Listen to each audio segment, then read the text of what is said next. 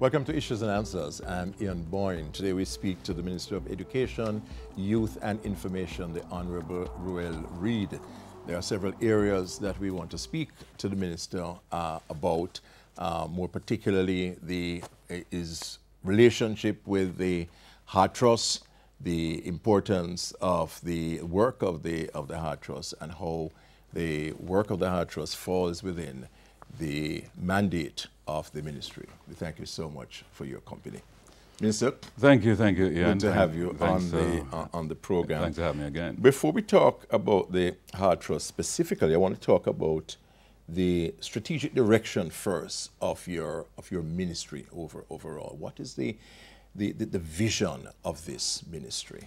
Well, first of all, I've been trying to explain to persons that it has become an expanded ministry, now the Ministry of Education, Youth and Information.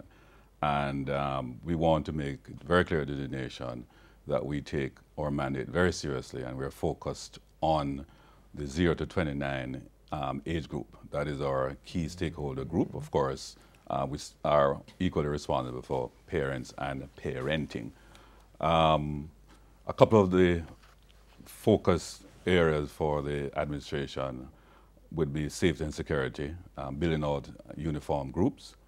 We are focused also on quality of educational delivery in schools. So what we call differentiated instruction is very important to us. That is, be able to deliver teaching that every child can learn at their own pace and at their own level and style.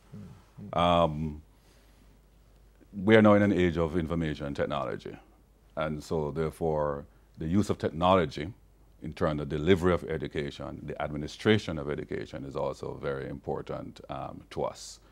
And overall, what we want at the end of the day is for us to see the youth grow and develop. We ensure that there is career development at all levels. In fact, not only for the youth, but for the entire nation. We would love to have every worker involved in continuous training, professional development. And equally, the ministry is focused on the information component. So we want not only my ministry, but all the ministries of government to have very effective communication system. We are communicating very well, accurately, and regularly to the population. Minister, the 100 days marker is an important milestone. Yes. What have been among the more significant achievements of your ministry during your first 100 days in office? Well, that's interesting. There are so many things that I think we have achieved in the 100 days. We were able to host a very significant conference, the staging of the Security and Ethics Conference that we sought to expose our deans of discipline and our principles about safety and security and ethics, and working with the Jamaica Constabulary Force and the other law enforcement entities. And I thought it was a very successful conference and the first of its kind. I was very privileged to travel during the period as well, and I received the keys to the city of Myanmar. I thought that was very significant. And in those discussions, we have built up quite a bit of relationship with the diaspora. The diaspora has committed for the next year to raise about $2 million just in the first year, and they're also planning bigger fundraising going forward. So I have engaged in several, over 167 meetings of key stakeholders during that particular period. So 167? Yeah, 167 in the 100 days. Very significant. But you know, there has been much talk about our tuition-free policy. We made certain commitments and we delivered on those commitments. And one of the significant commitments, of course, was how we are going to disperse funds to schools and in a very timely manner.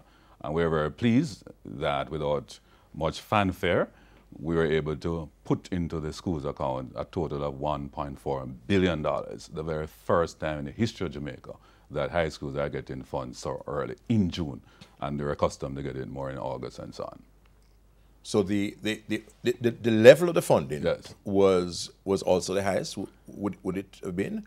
Well, well, yes, in terms of what we have budgeted, it will be the highest because this is only the first part of a total of $3.9 billion. So the $3.9 billion budget would be the largest ever for secondary schools. Yes. But in terms of the timeliness of delivery, Yeah, that's a record. That's a record because this would be the time of the year that schools least have funding and the time they need the funding most. And this will give them more lead time in terms of preparation of the new school year.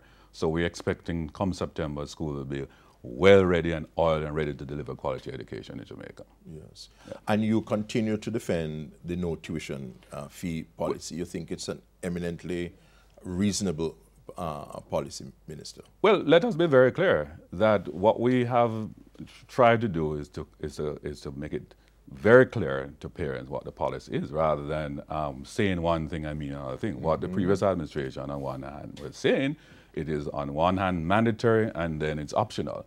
What we're saying is that the government is committed to funding education to the best of its ability and then allow for parents to make additional contributions. That is what the policy simply is.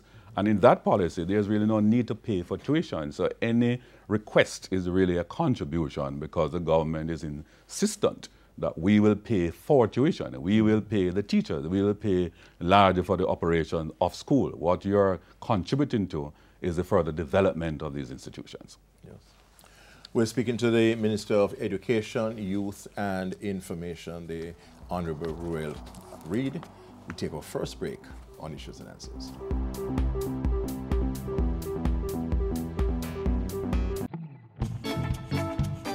Some marina, you know.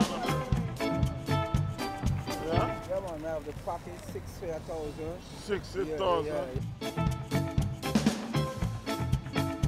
How much I want? Yeah, man, 2 bills I want. Oh, well, yeah, man, no one else. 5 grand, Yeah, man. Same. Alright, What one, cat?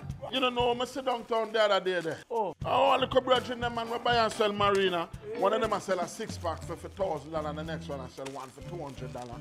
So where buy? Buy 5 of them for $1,000. Think them can't rob me. So Uncle Fancy is the same $1,000 you would spend to get the 6. Seriously? Tell them again now my math brains. Math count. Math counts. Sponsored by the Ministry of Education.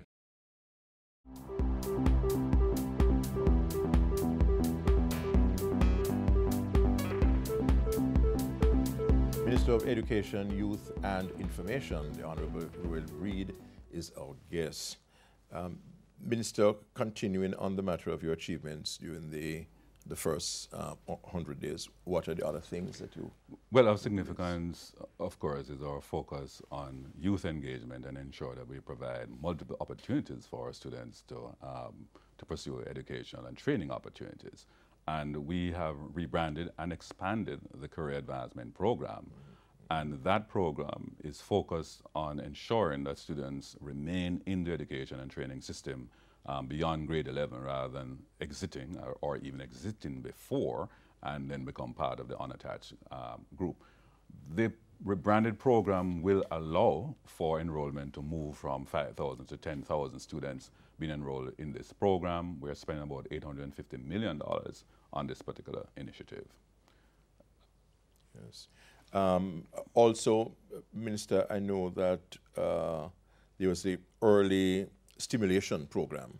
Yes, we have also announced the rebirth of the early stimulation program, which is going to be very revolutionary in terms of our education system because in our discussion with the Minister of Health and the Minister of Labor and the Social Security, the children 0 to 3, the early stimulation is absolutely imperative because 85% of brain development occurs in these early years. But in the demographics we have in our country, where we have significant instance of poverty and poor parenting, the state now has to be far more proactive to account for every newborn. In fact, even before then, once you become pregnant, and we have to be educating you about caring for pregnancy and ensuring that you develop a healthy fetus and postnatal and so on, but also to bring in the social support, because some of these very same poor parents who end up on path, they require the intervention from day one. Because when we look at the GSAT results and the other results at CXC, it is showing a trend that we have a number of children who have special needs, a number of children, if they had a better start, they would do very well in the educational system. But you can't get that output at the end if you don't have a strong foundation. And therefore, our government is now focused on the very earliest stage of the education ladder, that is 0 to 3. And we're going to be collaborating with the other ministries in this regard. So there's no de-emphasis on the early childhood education? Well, I was surprised that I was hearing about the emphasis. In fact, it is... The charge was made. It was an expansion. In fact, it is a focus from its very core at the foundational level, which, by the way, was missing in the previous administration. They thought that early child would start at age 4. Early child begins at 0. So rather than a de-emphasis, in fact, there's an acceleration. It's a profound acceleration.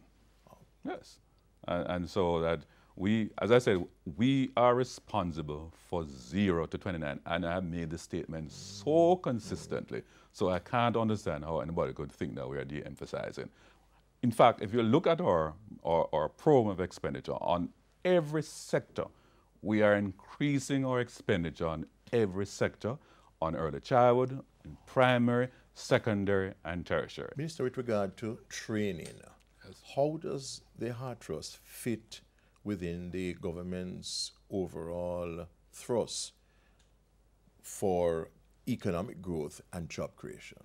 Well, Heart Trust is a very important agency as part of our ministry, and they are working with us strategically to ensure that we identify the gaps in terms of our training needs and providing for the training that is required, because their mandate is training of the workforce. And one of the things I've said to the private sector is to signal what are the areas of need, particularly as we look at the emerging job opportunities in animation, in the BPO, in the hospitality areas, maritime and logistics, and all these areas. We are now getting Heart Trust to be available to train the workforce. And, you know, I've been speaking to investors, and I had an opportunity to speak to, for example, Harvard Business Review. And Heart, by the way, was also interviewed for that magazine. And it's important that we signal to the international investment community that Jamaica has the kind of human resource capital that they can utilize, and therefore they are welcome to come to Jamaica and invest. And so the Heart Trust NTA is absolutely critical in this particular initiative. And I've spoken to its executive director, Dr. Wayne Wesley, and he also seems to have a strong emphasis on employment generation. Absolutely. Not just the training, but the actually employment generation. Absolutely. Speak to that, Minister. Yes, part of the strategy also of Heart is to, of course, have entrepreneurship programs. So we also train in person in entrepreneurship. But beyond that, investing in SMEs, the small, medium-sized enterprises, where we have a fund we have established that will allow for young persons who have good ideas and need some seed capital to approach Heart, and we'll give them some seed capital along with, of course, training them in terms of good business management skills and so on. We also, through Heart, look at placing trained workers into jobs. So we are also together focused on how we can expand economic activities, and by that expansion, how we can get persons employed. Is there any collaboration, Minister, with the private sector to see what the workforce needs are and how those needs can be coordinated with the work being done by Heart and the training being provided? Absolutely. There is a particular division of Heart that does workforce Development. Yeah, work not only on Studies. development, but collect data, labor market survey. Okay. And we work with the Ministry of Labor and, of course, the private sector, and for us to determine with them where the gaps are. And I mean, I was fortunately a previous member of the board of HART, so I'm quite familiar with the work of HART, and I know this is the data that they have mined for me, the data I've used. I was able to look at some of the areas of need within the workforce needs of the country. Minister, thanks very much for your It has been a pleasure, for yeah. your time. Minister of Education, Youth and Information, the Honorable Ruel Reid, spending time with us on Issues and Answers. Next week, I'll be back. Until then, Ian Boyne wishing you a pleasant day.